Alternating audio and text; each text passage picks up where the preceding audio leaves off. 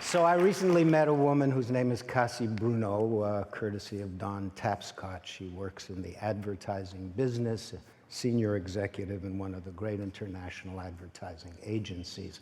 I've had my problems with ad agencies over the years, and so when I met her, I challenged her. I said, you know, one of the things that's always puzzled me about mainstream advertising is how come Dad always comes out looking like a schmuck? And she said she has an answer for me. So where's Cassie? There she is. So I think, Moses, thank you. The truth is, the first email he ever sent me, he completely told me off and basically sounded like he never wanted to hear from me again. But alas, here we are. So Father's Day is on Sunday. How many dads do we have? Lots of dads. Okay. So on behalf of the marketing, big business, media, pop culture industries, I want to wish you all a happy early Father's Day, even though we think you're a complete moron who doesn't know what to do when mom is away, even though we think that you couldn't change a diaper to save your life. I know, I'll get to it, that's good. Someone even made you this really nice card for Father's Day.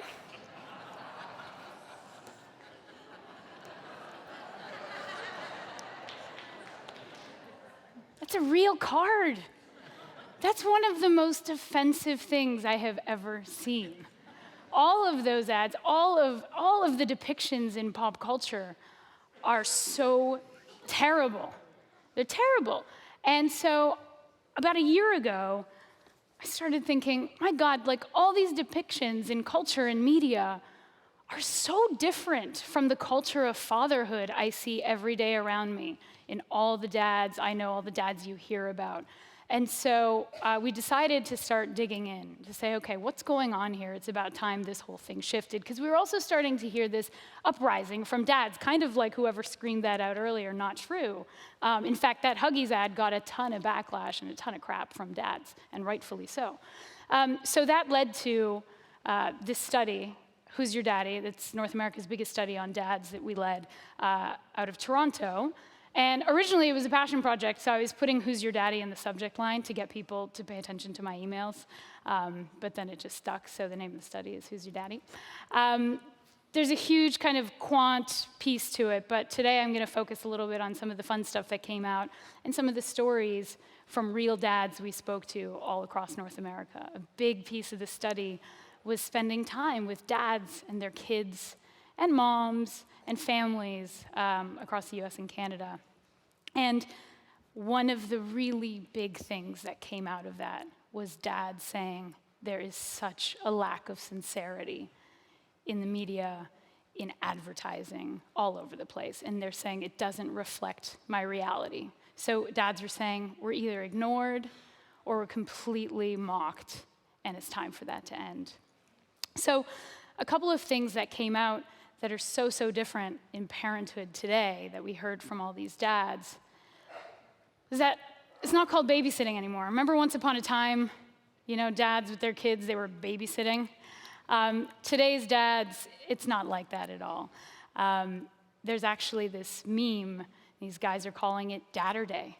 And they're so proud. Dads today are so proud to be dads. And Dadder Day is a kind of daddy date day with kids.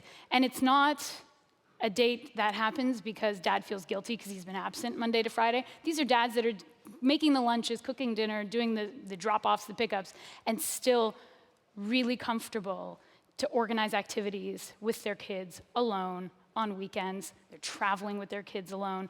It's a totally different view than what we saw in that first ad about, you know, mom's away and the house is chaos.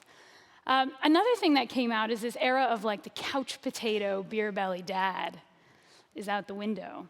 What came out of the data and the qual, right? It's a thing. There's this sexy daddy thing happening. Dads are so proud and how they look. So we heard even dads say, oh yeah, I dress differently now that I'm a dad. I have to project dad power. So this pride in appearance is really incredible.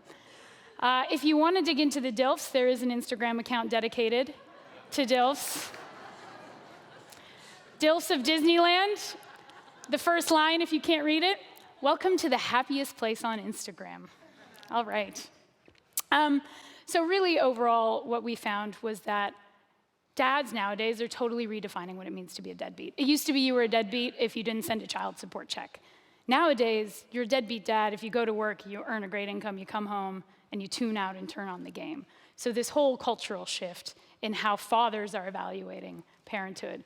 And what's funny is so many dads say, hey, don't mock us, right?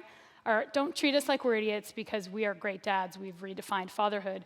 But it's this really interesting tone because they're also saying, don't put us on a pedestal because that's also patronizing. So don't treat me like I'm a freak of nature, awesome guy because I'm a great dad. And this quote captures it really well, where just one dad says, it's what we do. We're great parents, we're supposed to be.